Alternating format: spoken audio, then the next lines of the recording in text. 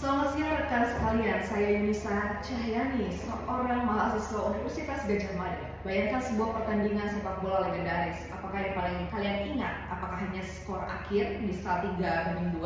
Tentu tidak. Yang membekas adalah emosi, perjuangan, strategi, dan momen-momen dramatis yang terjadi di sepanjang pertandingan. Analogi ini digunakan untuk menggambarkan bagaimana selama ini riset akuntansi di Indonesia cenderung terlalu terpaku pada angka-angka seperti laba bersih, rasio keuangan, dan data kuantitatif lainnya yang ibarat papan skor semata. Namun di balik angka-angka itu terdapat cerita yang dalam, lebih manusiawi dan lebih kompleks. Cerita-cerita tersebut tidak bisa sepenuhnya diwakili oleh data kuantitatif saja. Inilah pengantar bagi kita semua. Nah, bayangkan dalam suatu ruangan Anda membayangkan sebuah orkestra. Partitur yang tertulis rapi dengan notasi musik yang diibaratkan sebagai data kuantitatif, terstruktur, dan presisi. Tetapi partitur belum menghasilkan musik sejati. Musik hanya lahir ketika konduktor dan para musisi menafsirkan partitur itu dengan emosi, intuisi, dan konteks. Begitu pula dengan akuntansi. Data saja tidak cukup. Kita perlu pendekatan kualitatif untuk memahami mengapa dan bagaimana dan balik apa yang disajikan oleh angka. Riset kuantitatif memberikan informasi objektif mengenai kondisi keuangan perusahaan, hubungan antara variabel-variabel, dan sebagainya. Tapi hanya riset kualitatif yang bisa menjawab mengapa perusahaan yang tampak sehat secara finansial justru melakukan pemutusan hubungan kerja besar-besaran. Dan bagaimana sebuah UMKM tradisional dapat bertahan dan berkembang tanpa sistem pencatatan formal.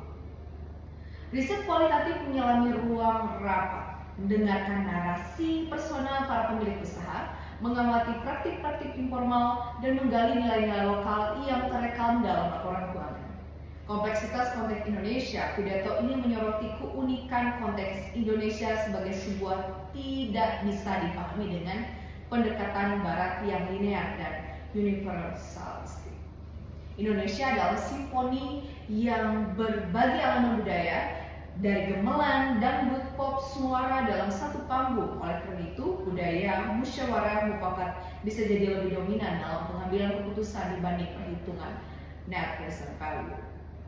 Nilai kekeluargaan dalam perusahaan bisa menciptakan loyalitas tinggi, tetapi juga membuka peluang nepotisme. Aspek-aspek seperti ini hanya dijelaskan melalui pendekatan kualitatif yang mengandalkan wawancara, observasi, studi kasus, dan pemahaman konteks sosial.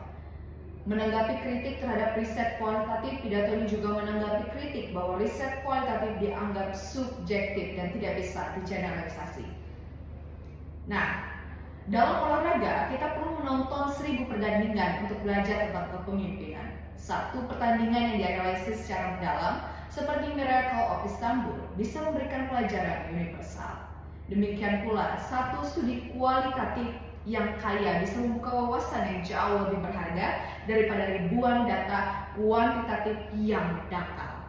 Riset kualitatif dan kuantitatif bukanlah rival, melainkan duet harmonis seperti dalam musik jazz. Ada struktur akor yaitu kuantitatif dan juga ruang untuk improvisasi, kita gambarkan kualitatif. Angka memberi kerangka narasi, memberikan jiwa. Baik, sebagai penutup, dengan seruan penuh semangat kepada para calon peneliti dan akademis, mari kita tidak hanya menjadi pencatat angka, sudah waktunya kita menjadi konduktor yang mampu membacakan simfoni di balik laporan keuangan. Dengan menggabungkan kekuatan riset kuantitatif dan kualitatif, kita dapat menciptakan riset akuntansi yang bukan hanya cerdas secara akademik, tetapi juga relevan secara sosial, kontekstual, dan kebangsaan. Riset yang bisa membantu UMKM memahami kebijakan publik hingga memperbaiki praktik manajerial di berbagai institusi. Dengan ini, kita dapat membangun orkestralisasi riset akuntansi di Indonesia yang tidak hanya padat data, tetapi juga syarat makna dan menggugah jiwa. Demikian pidato dari saya. Terima kasih.